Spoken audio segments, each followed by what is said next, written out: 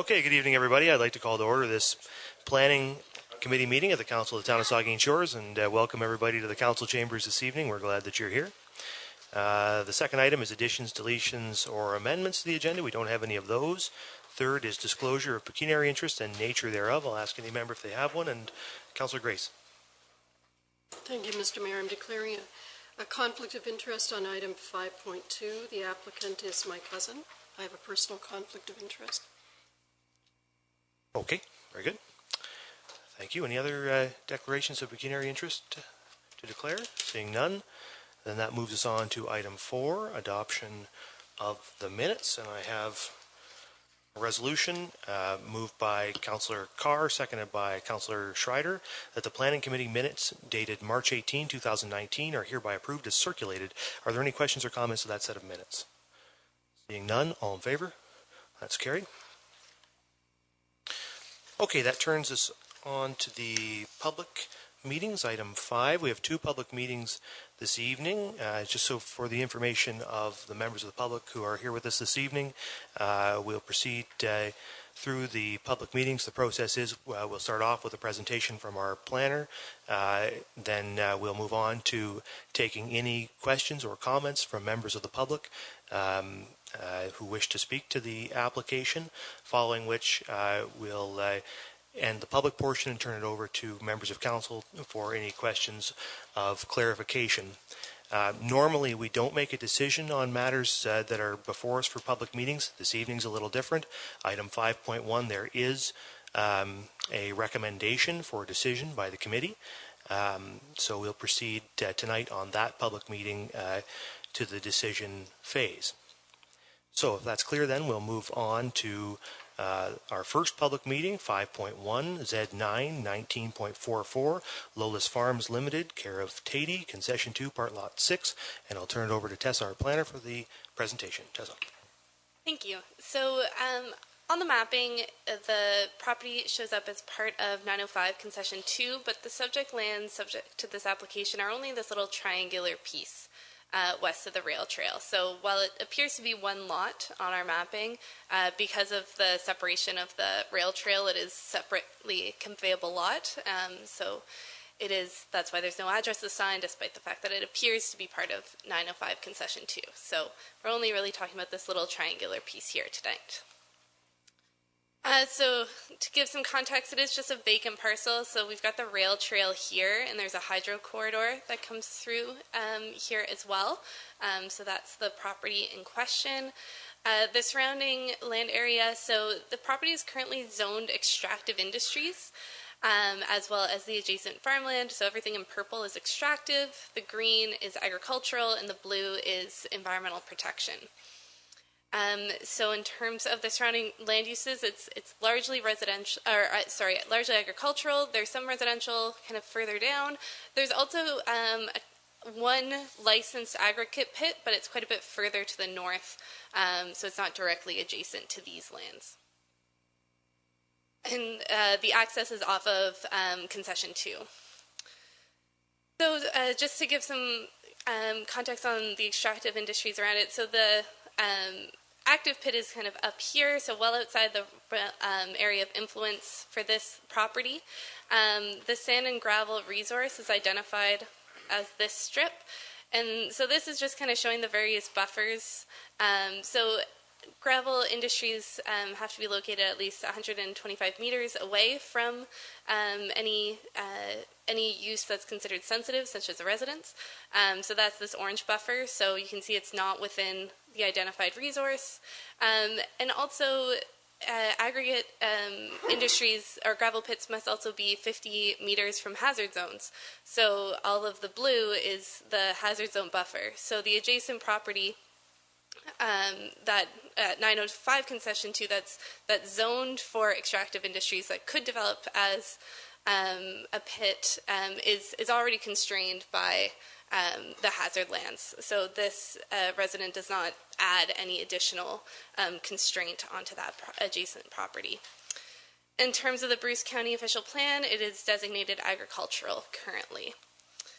So the purpose of the application is to rezone that triangular parcel from extractive industrial to agricultural and environmental protection. So the zone change would allow the property to be developed as an undersized lot in the agricultural zone. It's about 1.7 hectares, so it meets the lot size for those undersized lot provisions, which are for lots under 1.8 hectares in size. There was, at one point, they believe that there was some aggregate extracted from this property, but it's been at least 30 years, according to the owners, since there was any. And if it was at one time, it would have been at the time of the construction of the rail trail, so it would have just been for the immediate use in that area for the rail trail, but it hasn't been identified as a resource for that in a number of years. So basically, the rezoning will allow a house to be built on the property and allow it to be developed as an undersized lot in the agricultural area. In terms of the policies, the province does have an interest in aggregate and mineral resources and their protection and long-term use. And as I showed in the buffer map, I don't believe that this change will impact the sand and gravel resources in the area.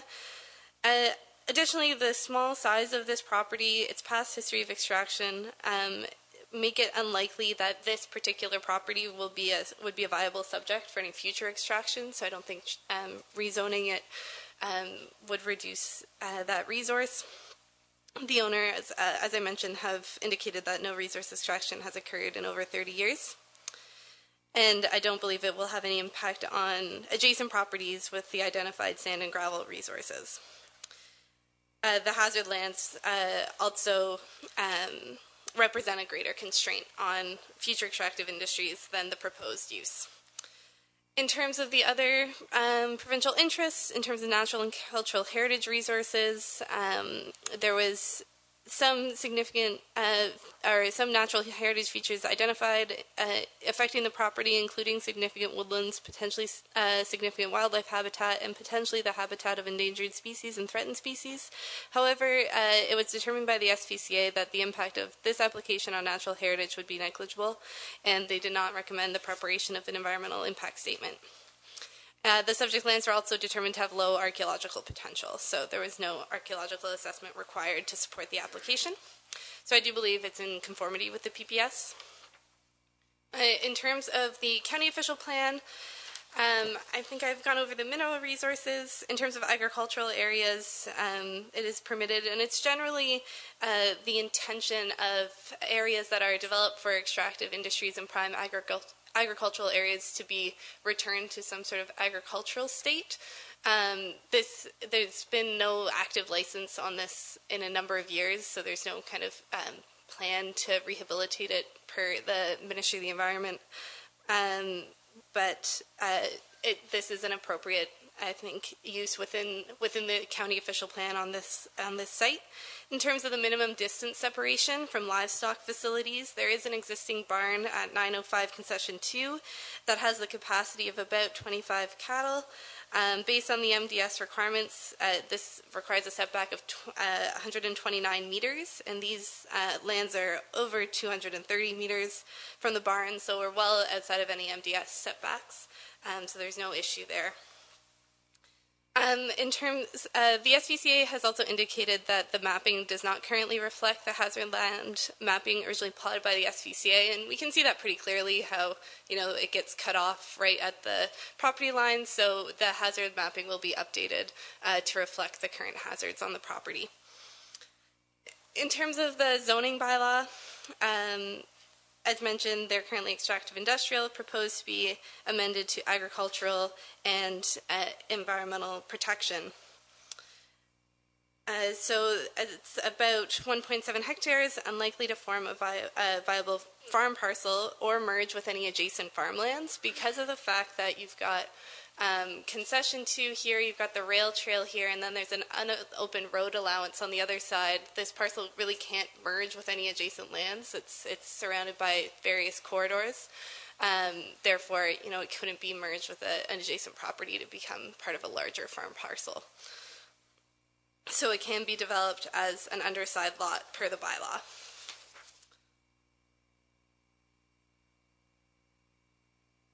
And as I mentioned, this rezoning does not impact the adjacent property owner to develop their land with the existing extractive zoning should they choose to. In terms of agency comments, there are no comments from the town of Saugeen Shores. There are no issues. There are no issues raised by any of the other agencies. The SVCA just recommended the revisions to the hazard designation and environmental protection zone to reflect the existing hazards, but otherwise found it to be acceptable. There were no public comments received in regards to this application, and so with that, subject to the review of any objections or comments made at this meeting, I do recommend approval, and that the bylaw be forwarded to council for adoption. Okay, thank you very much. So we'll ask members of the public now if anybody in the gallery has any comments to make to this application. Ask again if any member of the public cares to make a comment to this application. You can step up to the mic. And just for good practice, I'll ask one more time if any member of the public has any comment to this application. Doesn't look like it. Okay, so we'll move on from the public portion then, and we'll move on to members of the committee. Do any members of the committee have a comment? The Vice Deputy Mayor. Thank you, Mr. Mayor. And Tess, on page 9, page 9 of 11 of your report, you talk about the subject triangular lot, approximately 0.7 hectares. I thought you mentioned at the beginning of your presentation it was 1.7 hectares. Is it 0.7? Sorry, I might have misspoke. It's 0.7. And the requirement is 1.8? Is that what? 0.8. It's 0. Okay, I heard 1 and 1. That's fine. I just think this is a good use of land, and I'll certainly be supporting for the Tades to be building a housing structure on this lot. I think it's a good use of land. Thank you. Okay, Councillor Mayette. Thank you, Mr. Chair, Mr. Mayor. I'm somewhat familiar with the lay of the land in this neighborhood. I own a property a couple of kilometers further down, and so I travel by here quite a bit. Was there no objection to the proximity of the hydro lines? The 230 kV hydro line is essentially going to be right overhead. They don't normally, a little bit offset, but it's on the rail corridor. Like I know in your review on page 10, you say that it's bordered by the rail trail, but it's actually bordered by the hydro corridor. The rail trail is on the other side of the hydro corridor. Is it good practice to build homes that close to hydro lines? Was Hydro 1 consulted in this at all? So Hydro 1 would have been circulated on the application, and they didn't provide any objection to it, so I don't foresee any issue. Okay. With regards to the fact that it hasn't been used for agricultural purposes, I believe it gets hayed every year. In fact, in the aerial photograph, you can see the hay bales laying there. So there is agricultural activity going on there. But the second question then would be about the drainage. There's a large culvert that has quite a significant waterfall, probably a 3-foot drop right where the driveway is that goes into that piece of property right now. Has there been prepared a drainage plan that's not going to disrupt that natural drainage? That would typically be done at the building stage. It's not a question of the zoning. It's more of a building permit issue. So if it is an issue, it will be addressed then. And the SVCA didn't raise any major issues about drainage other than proposing the new hazard area. Okay, that's all. Thank you. Other questions from members of the committee? Let me just follow up on that question actually with regard to the SVCA. Just a little concerning that comment from the SVCA that they are looking to change the hazard lines. They believe that the hazards are in a different location. I just wonder how that has been communicated to the applicant, or whether, I guess, has the SVCA, the right way to put it is, the SVCA, I assume, has looked at that site plan that's in this presentation, and they feel like that site plan will still conform not only with the PPS but with the SVCA's regulation after they've moved the hazard lines, because right now that whole property is not in a hazard area and probably not regulated by the SVCA, at least according to the mapping, although the SVCA would likely say that it is regulated or portions of it are regulated but the property owner has no way of knowing where those lines are. So I just wonder, how's that conversation gone, and is the property owner fully cognizant of what the SPCA plans and what that's going to mean for their plans? So they've been circulated on all the correspondence, so they're aware. In terms of what they've said, the SPCA has indicated that the dwelling is outside of the hazard lands based on this site plan. There may be, they weren't 100% sure about the proposed future shop, but again, that was just there as a potential future option, so they might have to get a permit for the shop depending on where it ends up going in the future, but the dwelling proposed, the SPCA did say that it was outside of the hazard.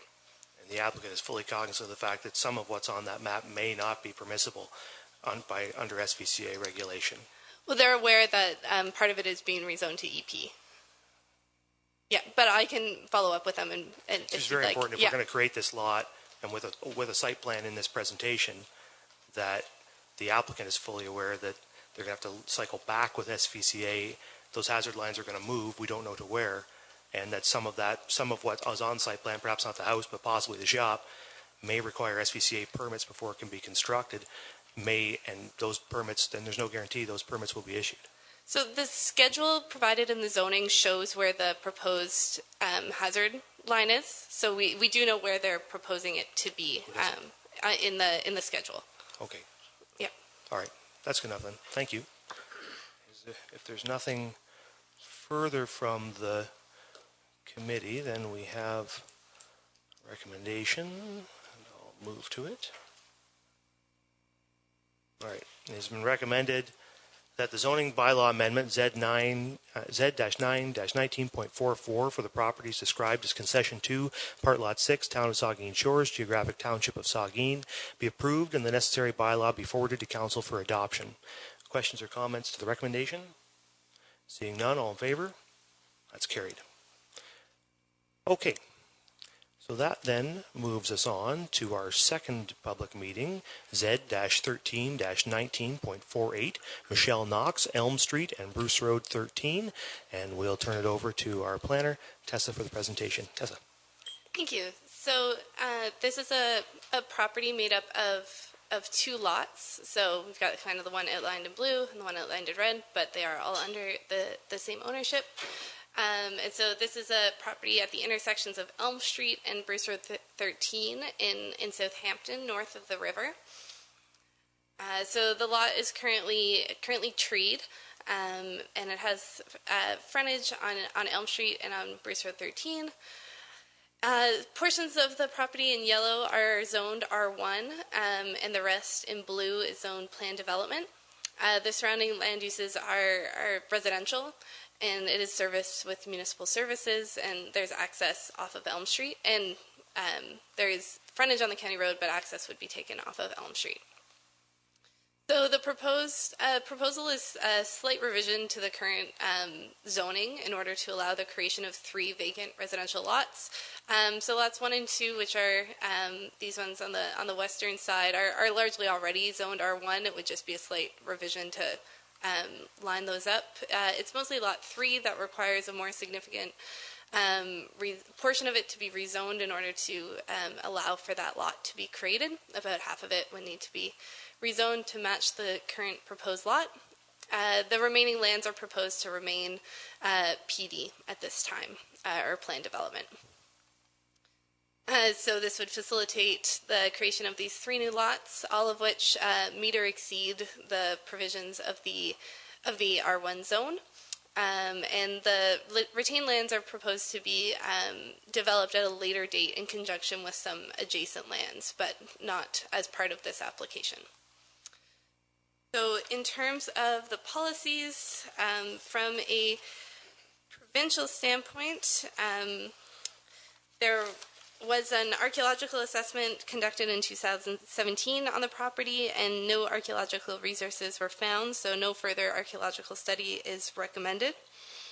In terms of natural heritage, the Saugeen Valley Conservation Authority provides us with a review of natural heritage features and policies. So staff at the SVCA are currently undertaking the peer review. At this time, we haven't received their comments yet because of snow and all that. They weren't able to conduct their site visit till relatively recently.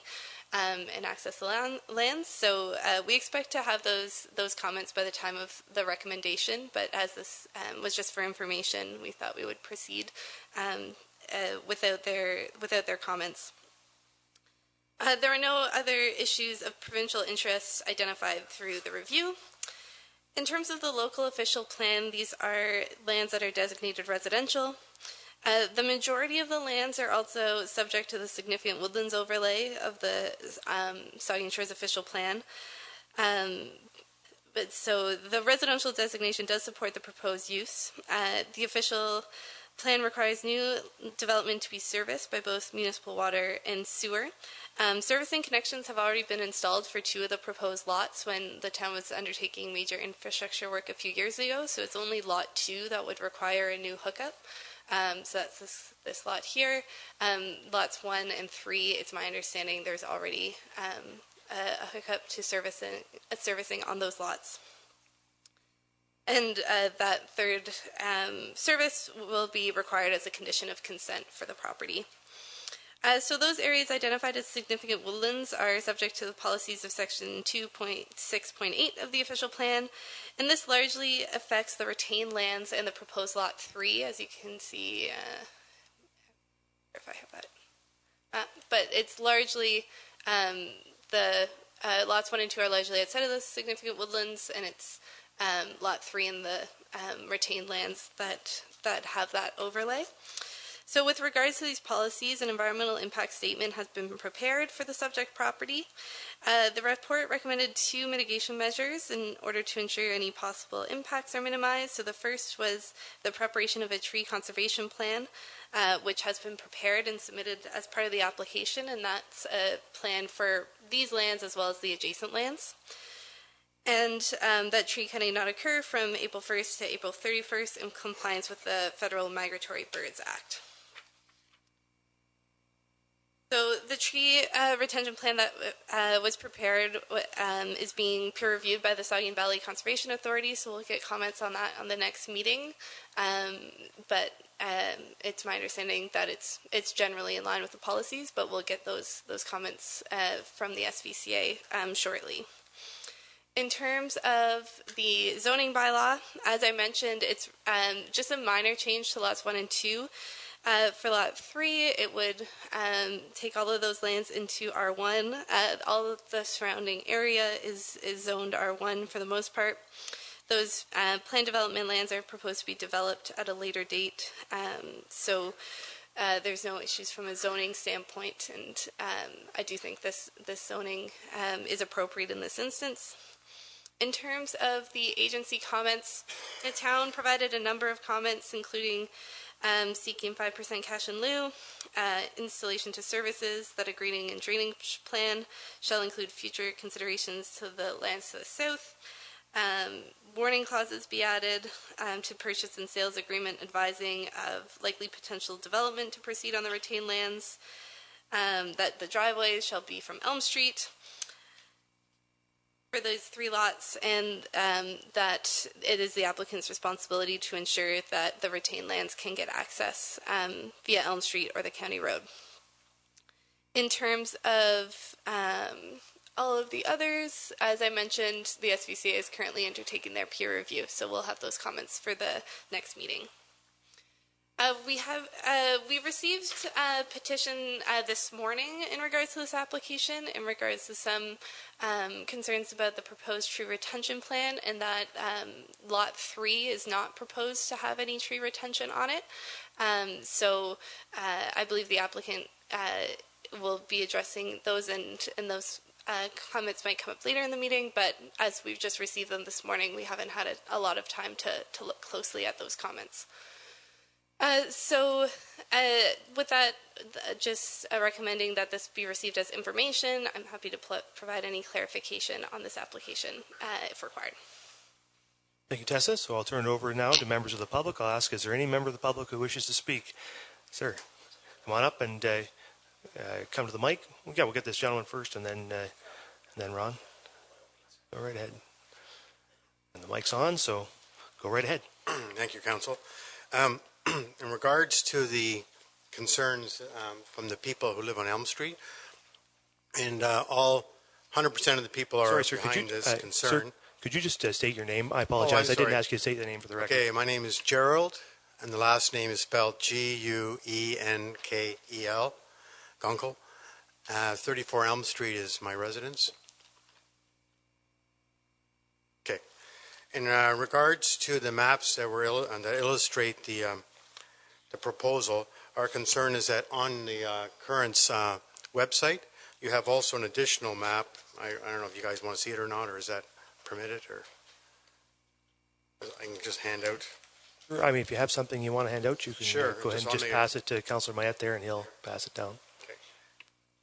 And that just indicates what the concern is, and also shows the map that we didn't create. That was from AWS Environmental Consulting. And when you look at their map, I'll just, while it's being, well, I guess I should wait a second. Probably is that it? Or I guess I didn't make enough copies. Okay.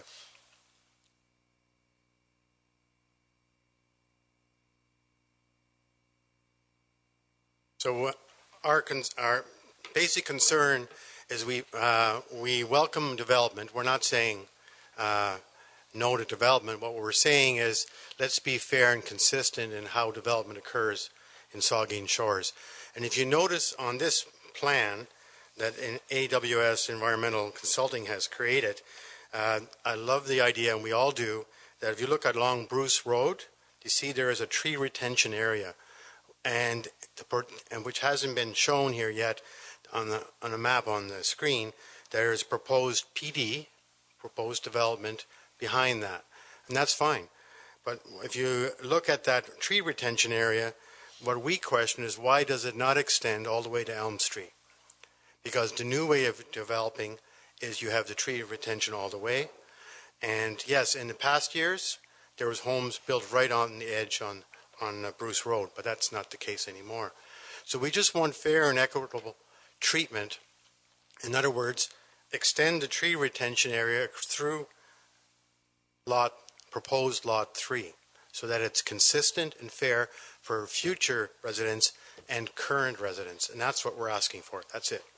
So, and we have all the members, all the residents of Elm Street are in total support of this.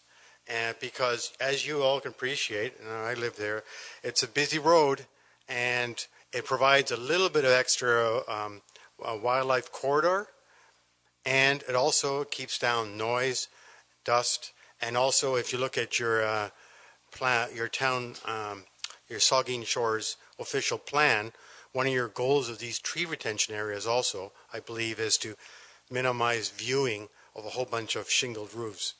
It's kind of an interesting statement, but it's in 2006 in your official plan. So that's our request. We have, and we hope that the committee council seriously looks at it for the members of Elm Street, residents of Elm Street. Thank you for your time. Thank you. I think the representative of the developer wanted to speak, so Ron? Yeah, thank you. So my name is Ron Davidson. I'm a planning consultant, and I'm the applicant on this application. With me tonight are Michelle and Andrea. They are two of the owners of the property. It's owned by a family. I believe a bunch of cousins, if you will. And also sit with me, right behind me tonight, is John Morton. He is the wildlife expert.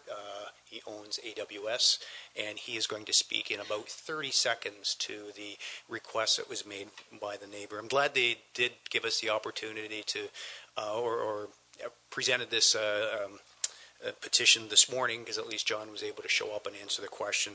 I'll just say a couple words. So there is going to be another development proposal for the retained lands, as we heard Tessa say, in conjunction with other properties, but that's for another day.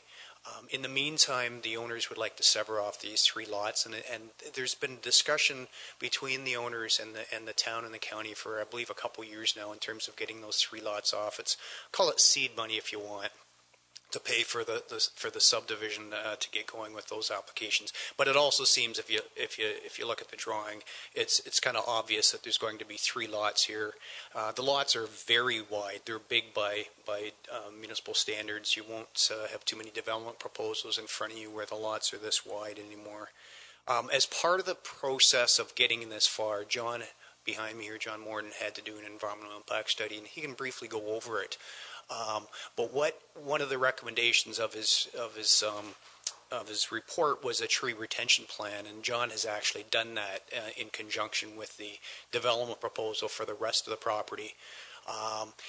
In order to keep this one simple, there is no tree retention proposed or necessary in accordance to keep this development in accordance with the provincial standards. Doesn't stop somebody from keeping trees. In fact, they'd be, in my mind, I'll say it, crazy not to keep some trees, especially on that corner lot where it's so large. But it is not required. Now, we could have made these 3 lots deeper, because immediately adjacent to the rear lot line of these 3 lots respectively is where the tree retention area is going to start. So yeah, we could have made these 3 lots, 5 meters deeper and 10 meters deeper, in which case each of those lots would have had 5 or 10 meters of tree retention area. But to keep it simple, it was decided, why do that? Why not just have the tree retention target on the rest of the property? John's going to stand up now and explain why it is not necessary to have this tree retention area as the neighbors have suggested. Based on what I saw this morning, if we did follow that tree retention area over onto lot 30, it would occupy probably, by my math, about 55 or 60% of the property and make that lot undevelopable. So, John? Yes, good evening. John Morton, President of AWS Environmental Consulting. I'm a resident of Shallow Lake, Grey County. I prepared the environmental impact study and was in cooperation with Orchard Design for the tree preservation plan for the particular property on hand. I believe everybody has a copy that was just circulated, which kind of shows the site plan itself, the development lands, and the tree retention lands that are targeted for the property. What's in question on this particular drawing is dealing with lot 33, which on the zoning map is lot number 3, actually that fronts onto Elm Street. When a tree preservation plan, yeah, there it is there in the drawing, thank you, Tessa. So it's not, number 3 is actually the one that's on the zoning application. Tree preservation plan is a requirement of the Saugeen Shores official plan, and it's there for the maintenance and protection of significant woodlands to maintain the ecological functions that the woodland was identified for. It was designated significant woodland through the town's own 2012 comprehensive study of the significant woodlands north of the Saugeen River. So that was part of the study area that was done back in 2012, and it was also identified on that particular woodlot block that there was a minor linkage function for wildlife habitat. There's deer, bear, a lot of mammals that move through that area, and that was a general comment that was made in the 2012. Those general aspects are fine-tuned once an EIS is done on site that delineates what type of vegetation you have, the canopy cover, where the game trails are currently located. That's all included in the EIS. So when I looked at it, the primary corridor was crossing Bruce Road onto the subject property, which on the map above is what's termed to be retained land. And from there, they moved south. When you look at lot number 3, or on this drawing that was passed around, that's lot 33, to the west of that is an existing home. To the north of it is Elm Street, and then an existing home immediately on the opposite side. And then on the right, there's Bruce Road. So any wildlife movement is restricted to the south. There's nothing to go to the north. Any north movement occurs when wildlife move across Bruce Road to the property on the east side, and then they move north up towards Saugeen First Nation lands. So on particular to lot number 3, what I looked at is dealing with the tree retentions, the maintenance of the ecological zones, and that is what's identified on the tree preservation plan. When anything is moving through there, they can move to the south. There's still tree retention linkages that I maintained to the east across Phillip Street. We made sure that the corridors were kind of in line so that wildlife movement could continue on that direction. So anything to the north wasn't really a requirement under the official plan for tree preservation when you looked at wildlife and ecological values.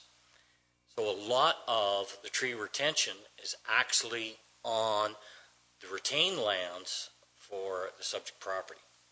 And they were incorporated with adjacent properties further to the south, which have now combined into one large tree preservation plan for that whole area. So there's really no reason for having tree retention on lot 3. I can understand the comment dealing with dust and noise, but those are only associated to aesthetics and maybe for locals, individuals there, but they're not a requirement or criteria of dealing with significant woodlands or significant wildlife habitat linkages. Those were all included in the tree preservation. Okay, thank you. Okay, thank you. I'll ask, are there any other members of the public who would like to speak to this particular application? I'll ask one more time. Any members of the public out there who would still like to speak to this application? No? Okay. So we'll move then to members of the committee, and I'll ask committee members if they have questions for clarification, and we'll start with Councillor Mayette. Thank you, Mr. Mayor, and through you, what I heard with regards to this tree buffer was the purpose of the tree buffer was to provide a habitat corridor for animals to pass through and migrate north and south, and then eventually there'll be small corridors for them to travel east and west. And B, that it's not there to provide a visual buffer from the houses to the main highway. I'll call it the highway, Bruce Road 13. It's practically a highway. And third, that whoever buys that lot and builds a house there would probably have the option of retaining those trees anyway, and would probably want to do that. There's no requirement just because it's not in a officially protected zone. I know if I was to want to build a house on that fairly generous lot, it would probably make sense to maintain a tree buffer zone for it. Reason number 1, which was the buffer area, or number 2, I guess. So is that correct? That it's not there for anything other than to allow animals to move back and forth? Is that the purpose of the buffer zone? Yes, that's correct. Oh. It's a linkage corridor for wildlife movement. Okay. It's not really a buffer zone. It's just a treed forested area that's meant to be retained in natural environment to allow wildlife movement back and forth.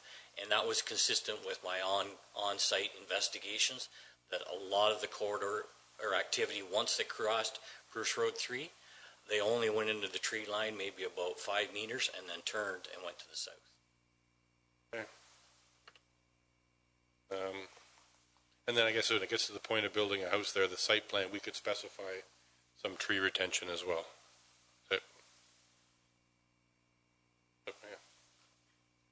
I don't know. You'd have to.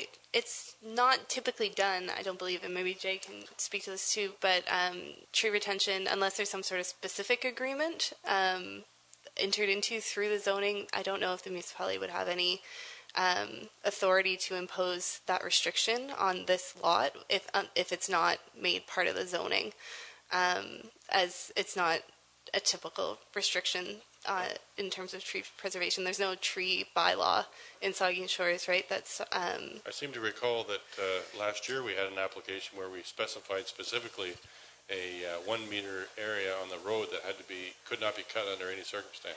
And it can be done through zoning or through an agreement registered on title potentially, but not just through a building permit. So there would have to be some sort of other mechanism to require it. I'm guessing we got another opinion here. We'll let Jay make a comment. Jay?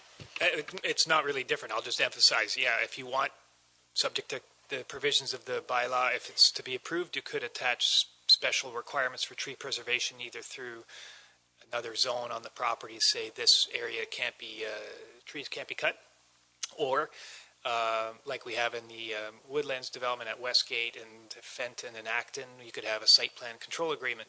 Those are the two ways we try to preserve trees over the long term. The building permit, it's just at a single point in time, but with site plan and zoning, it can be regulated over a long period of time. Okay. Further questions from members of the committee? The Vice Deputy Mayor.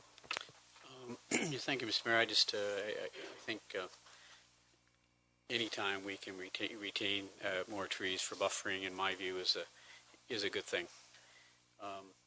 Mr. Gunkel, through you to Mr. Mayor, to the perhaps Jay, or I suppose town planning coordinator. I just wondering about, Mr. Gunkel mentioned about a 2006 official plan statement, and it talked about tree buffering and from Bruce Road 13, buffering the view from the road in through the lot, and I haven't had time to look that up from 2006.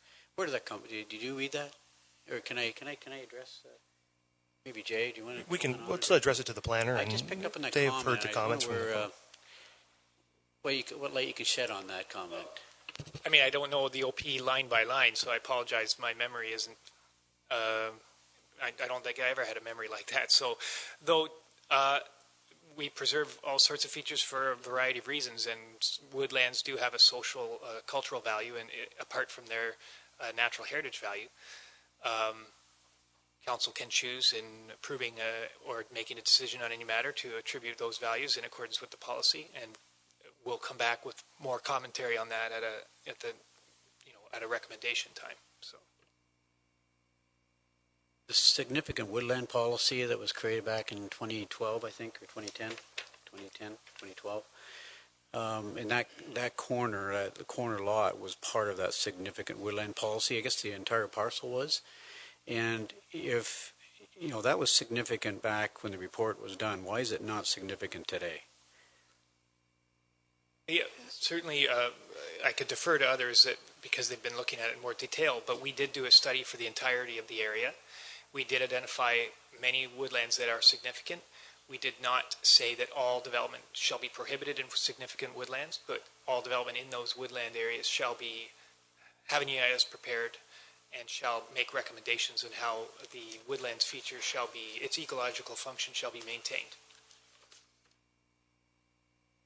Mischaracterize that, I can, if you want, Mr. Just to follow before Mr. Davis' comment, so just to make clear, we could, this committee, this council, planning committee, could make as a provision of the bylaw special provisions for tree retention. That's what you said.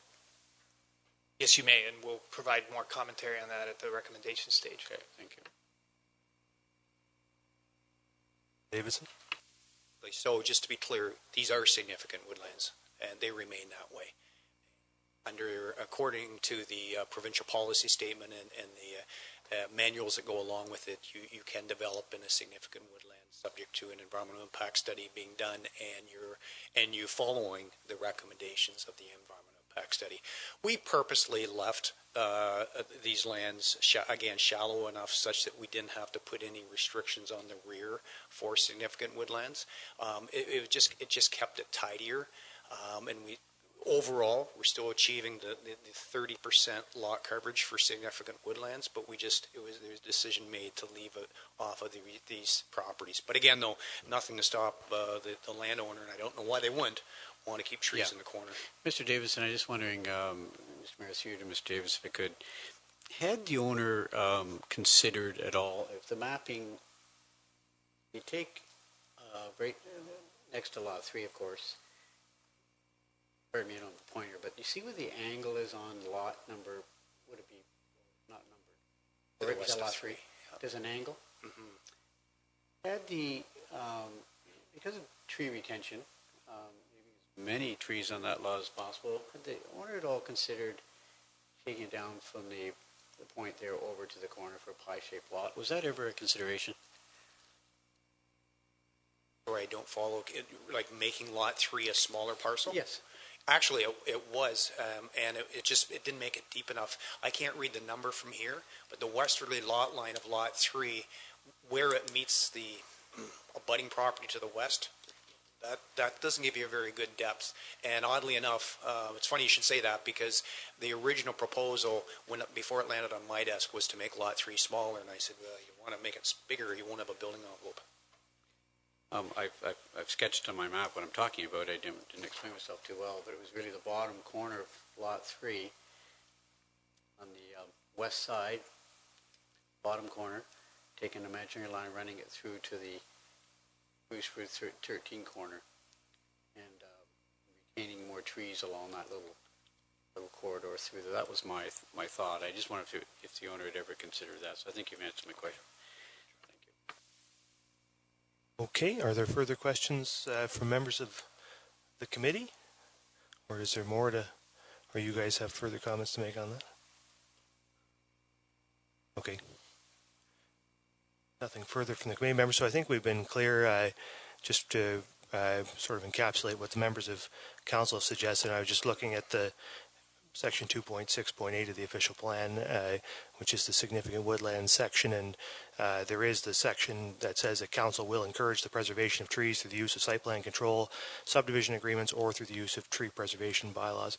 And so I think council has been clear here as a suggestion back to the planners as they prepare to come back to us with recommendations, that I think coming to us looking at options, what other options there are for tree preservation on the site or in this as part of this proposal is something council would like to see upon this coming back for further consideration.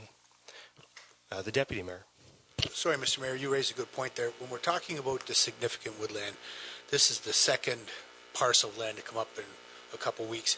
And I wonder if this will be something we should wait until we review our official plan to come up with the policy to deal with this?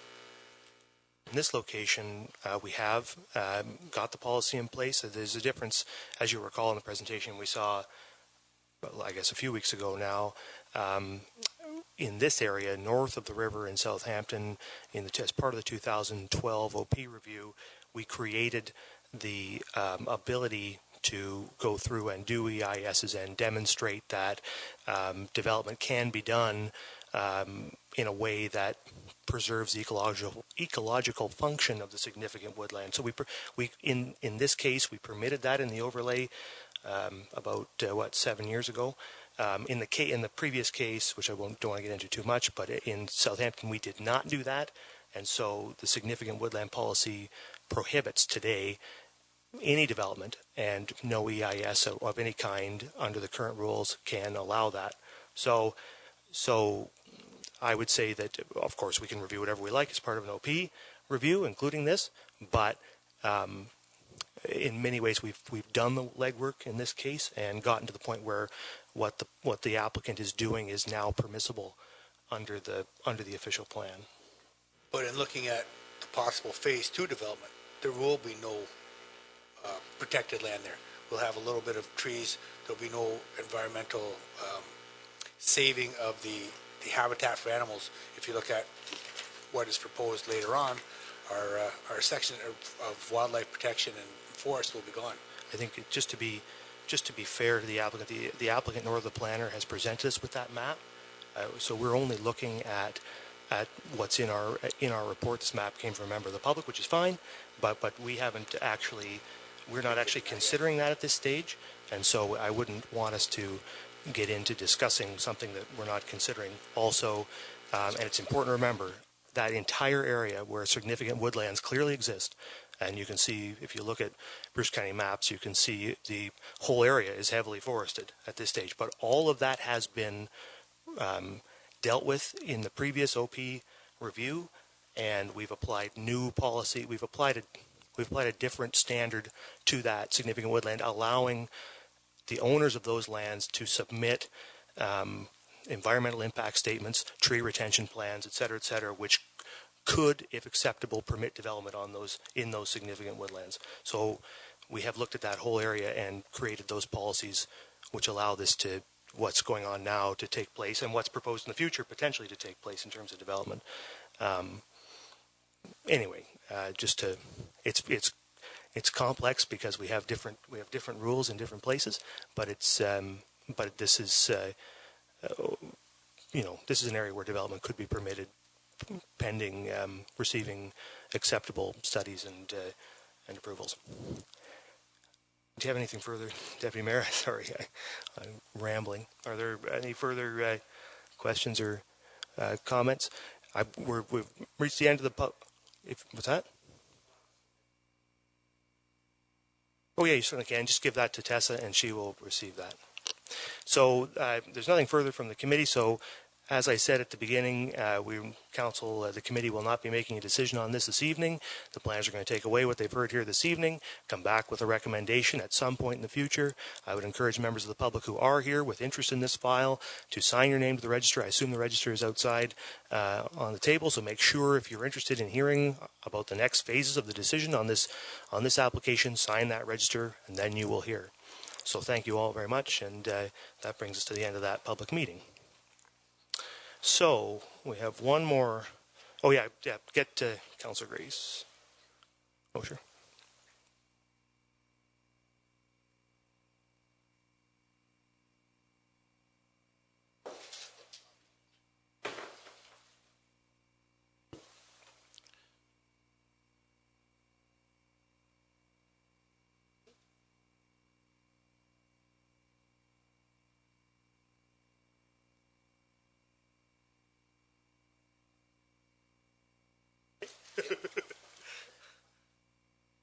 Okay, so that moves on to item 6, Committee of the Whole, and 6.1, delegations, and we have one delegation this evening from Daniel Kingsbury, and looks like Vicky Lai as well, with regard to the county planning annual update. Daniel. Okay, thank you very much, Mr. Chair and members of the committee. I'm here with my coworker and colleague, Vicky, to present our annual update on the Planning and Economic Development Department for Bruce County and some of the initiatives we're working on. So just a quick overview of the presentation. It's packed with info, but we'll try to get through it pretty quick. We'll give you an update on the economic development strategy and the macro approach that's used on that, some of the land use planning initiatives and economic development initiatives. Vicky will speak to measuring the success and what to look forward to in 2019. So the motto of the economic development strategy is find yourself in Bruce.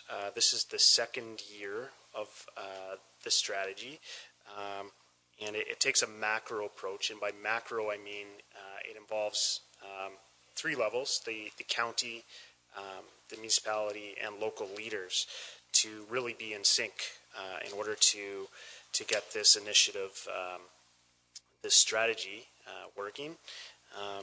And as I said, we're in the second year of a 3-year phase, and Vicky will go into a little more detail later on as to what some of these phases are.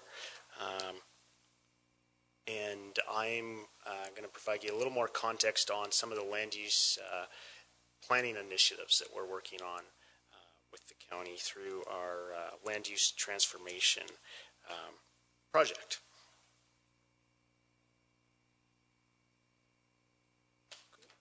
Now, maybe I'll quickly go through this this chart here. I know we go through it in greater detail on some of the initiatives, but it's basically a 3 sort of pronged approach. One of the approaches is through strategic initiatives such as our Bruce GPS, and that's more of a visioning exercise to really discover a Bruce lens through which to analyze our planning development applications. And the other is through tactics, tactical approach, and that's reviewing our communications practices to make sure we're communicating in a clear and understandable way, and people can engage with the process easily. And we're also kind of behind the scenes improving our processes to make our workflow smoother, and implementing a program called CityWorks, which I'll get into later, which should make our processing a little more efficient. Thank you. So the role of the Planning and Development Department for Bruce County is to help build vibrant and healthy communities. And what you'll find in front of you is a blue folder, and I brought a lot of reading. There's 3 documents. There's one called the Annual Report. And we, as a team, we wrote the Bruce County Economic Development Plan, as Dan mentioned, 2 years ago. But what we do is we provide an annual report so that you can measure and see what did we say in the report, and we're actually taking the action plan and doing what we've set out to do. Our role is also to market Bruce County as a region, so not only as a place to visit, but a place to grow a business as well as to live. We foster business development, and we really do focus on our 3 major industry, which is tourism, agriculture, and energy. So our development plans, programs, we have 3. Spruce the Bruce is our community development program. Business to Bruce is our business development program. And Explore the Bruce is our tourism development and marketing and communications program. So like I said about measuring success, you'll see in our annual report card, it really tells you what we set out to do, how we analyze and measure if our programs are actually having an impact on our communities, and then you'll see a set of infographics as well. The Business to Bruce program, again, is a business development program, and there's kind of 2 parts. The first part is it inspires, attracts, and support business owners. And so what we do through that is we provide a series of consultations. We have staff, much like our planners, we have 1 staff devoted to Saugeen Shores in the Lakeshore area. We have 1 for the peninsula and 1 for inland. And what they do is they connect new entrepreneurs with mentors, they do consultations, and they host a series of workshops and seminars to existing business owners. The second is the development of business recruitment strategies for our Bruce communities. And what we do there is Saugeen Shores was onboarded last year, and what we've done is we work with consultants, and we developed a toolkit that really states what is your competitive advantage in Port Elgin and what is your competitive advantage in Southampton, so we can take that to market when we're looking at attracting new businesses to the area. So last year, this gives you some of the numbers. I won't go through them in detail of some of our KPIs from last year, but more specifically for Saugeen Shores, we hosted 4 workshops and seminars. That doesn't include like the women's events or Bridges to Better Business. We had 71 consultations with entrepreneurs on the ground. We had 9 business startups and 11 new jobs. Our Spruce the Bruce is a community development program, and what we do is we work with community groups, and most recently I was working with the Port Elgin BIA with Councillor Smith, and we just talked about what are your goals, what are your visions, what do you want to do to make your downtown and your community a place for people to hang out, because what we know is if you're not going to hang out there or residents are not going to hang out there, it's very likely visitors are not going to come, because the number 1 referral is word of mouth.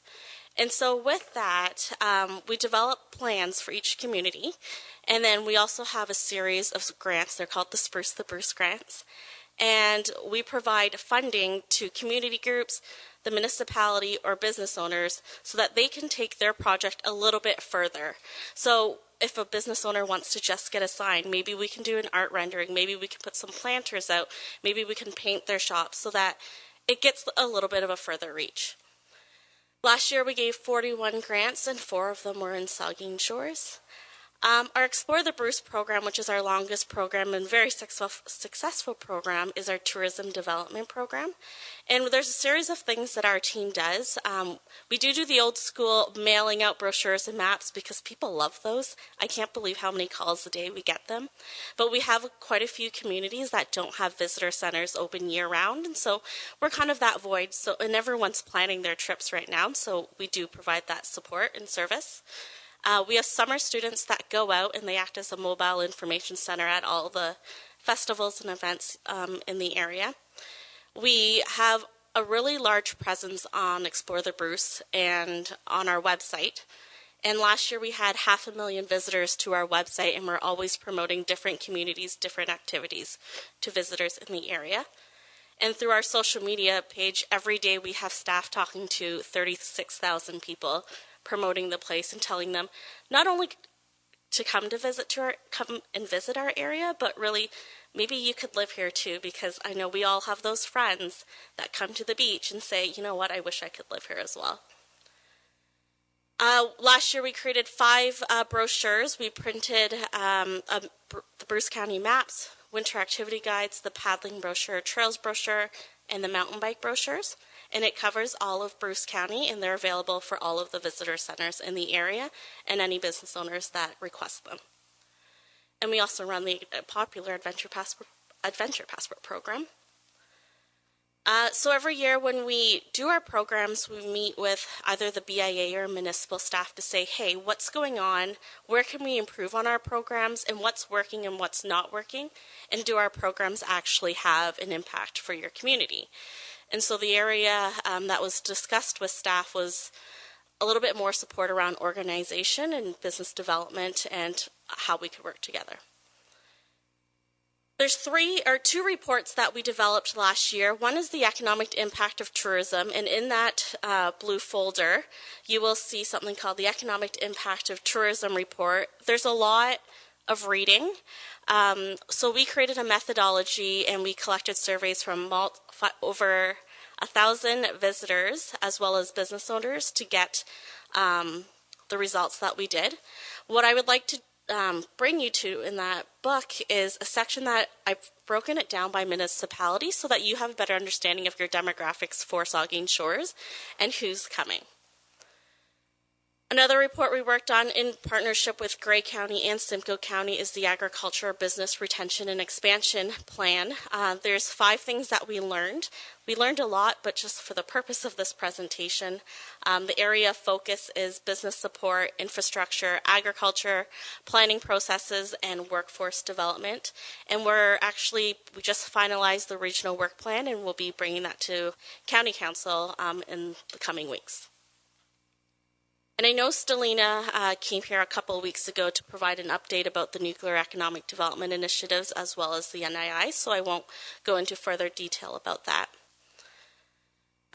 So Dan is going to give you a wrap-up and a look into 2019. Okay, so I'll give you just a high-level overview of some of the initiatives we're working on right now in the planning department on the planning side of things. So one is the Bruce GPS Public Engagement Project, and it's really a visioning exercise. It's a 4-phase project. We're on phase 3 right now. The first phase was really to go out to the public, and we went to a number of pop-up events last fall, talked to hundreds and hundreds of people, and got feedback on the questions. What do you like about Bruce County? What are some of the challenges, and where do you see Bruce County in 20 years? So a report was published. I think it's on brucegps.ca. And now we're going back out through pop-up events and saying, okay, this is what we heard. Did we get it right? So that's kind of where we are right now. The community engagement project ties into, as I mentioned before, making planning more understandable and easier to engage with from the public's perspective primarily, but other stakeholders as well. So it's sort of recognizing that perhaps we have a problem in conveying what the message or what the actual application is about and how to engage in that process easily. It can be somewhat intimidating if you're not sort of in that world on a day-to-day basis. Continual process of improvements, and that has to do with our lean process review and sort of continually finding efficiencies and ways to make our workflows more effective and find value in what we do. And sort of behind that is behind the applications that come before committee here, there's a number of things we do on a day-to-day basis that you don't see, and how we provide value to our stakeholders. And that could be somebody coming in and asking, can I sever this property, for instance, or any number of questions. And right now we're not really capturing or showing that value. So we're working at sort of doing that this year. We're implementing an applications database. It's CityWorks. It's a GIS linked database. So that should make our workflows a little more streamlined and hopefully more efficient. We're looking at, although I don't believe a decision's been made on the Natural Heritage Systems review. A LEAR review looks at our agricultural systems. So that's something the Ministry of MAFRA is assisting us in. All these are sort of a prelude, well, not all these, but many of these studies are a prelude to the county official plan update that we hope to kick off later in the year. So for economic development for 2019, we'll continue with our Business to Bruce program and helping those entrepreneurs on the ground through training, education, mentorship. We'll be working with our community groups on their Spruce to Bruce action plan and really making their community a great place to live so that they can tell all their friends and family. We have a really interactive marketing approach where we're really promoting Bruce County as a place to live, just to help with the resident attraction, workforce development. And so we have a big marketing plan out in southwestern Ontario, TV, billboards, radio. It's very encompassing, and it's an always-on approach. We'll be advancing Project Innovate. We'll be developing the action plan for Bruce County in terms of agriculture as well as a regional work plan, and we'll be launching the Bruce County Tourism Innovation Lab in the peninsula. So thank you very much for that time. We hope we fit in that 10 minutes, but thank you very much. Thank you, Daniel and Vicki. Is there questions for members of the committee? Councillor Grace? Thank you, Mr. Mayor. Thanks for the presentation. It's great, and I look forward to reading this. I have a question about downtown community revitalization, I guess, and the vacancy tax rebate program. I know that's something that's, I think, a line item in our budget, but it also, there was a communication back to our Southampton BIA when they inquired about this, that this is something that is a county responsibility. Do you? And it's basically just trying to, it's an issue with vacant storefronts that have been perennially like that, and business owners in the downtown who are concerned about that and putting a lot of money into their own businesses but frustrated with that. So do you have any thoughts about that or suggestions of what you might be working on? Through you, Mr. Chair and Mayor. So with our programs in the Spruce to Bruce toolkit for each of them, it's really, through our Spruce to Bruce grants, what we're trying to do is provide grants so that your community has things like banners, benches, and less vacant storefront. And so what we do is we do work with a lot of vacant store owners. Right now we just closed an intake for Spruce to Bruce, and we had 40 applications, and quite a few of them were landlords, because what they've realized is that maybe Bob, Joe, and Jen received a Spruce to Bruce grant, and our hope is that once your neighbors start to get them, eventually those absent landlords will start to come on board and say, okay, we see it. It's not, Saugeen Shores is growing, Southampton is growing, and we can kind of see, and we're already seeing that in Southampton. We've received a few applications already too. It's a taxation issue, sort of, not exactly in Vicky's line, but I think county council and the corporate services committee at the county annually review the taxation policies, and I mean, it's a matter that could be discussed at that time. Probably would be a matter for budget discussion in 2020. Yeah, Councilor Grace. So is that indeed something that is out of our hands as a municipality? As far as I know, that policy is established at the county level. Further, Councillor Smith, and the Vice Deputy Mayor. Councillor Smith. Through you, Mr. Mayor, thank you for your presentation today. I just have a question with regard to tourism, sort of broadly speaking. Given the statistics in your presentation, it's overwhelmingly positive, the impact that it has in our community. It's an obvious economic driver. I just have some concerns, and I'm wondering if you can ease my mind in terms of how we ensure that all of the groups that are currently striving towards tourism, and by that I mean our strategic development in Saugeen Shores, the contract with the Chamber of Commerce, who looks after tourism, as well as the county, and then our tourism committee. How are we ensuring that we're all striving towards the same goals in terms of tourism? Through you, Mr. Mayor. So as Dan mentioned at the beginning of the presentation, if you remember that diagram that has the 3 gears.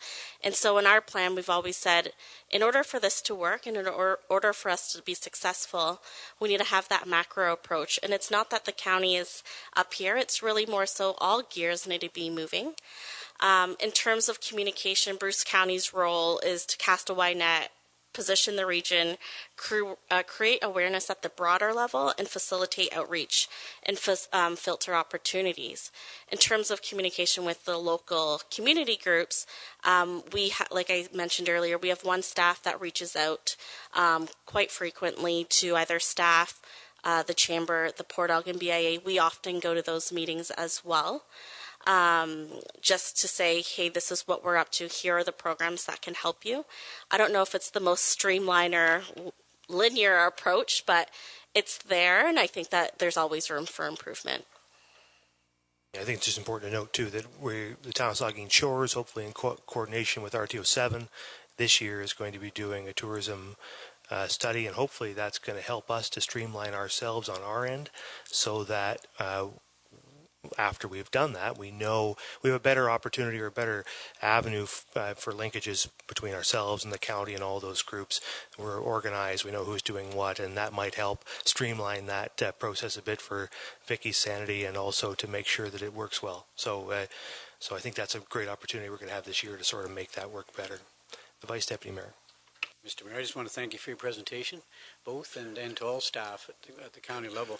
The quality of publications is fabulous, and I just want to say the Adventure Passport program is something my wife and I participate in every year with our grandchildren, and it's a great program, and I hope it doesn't disappear.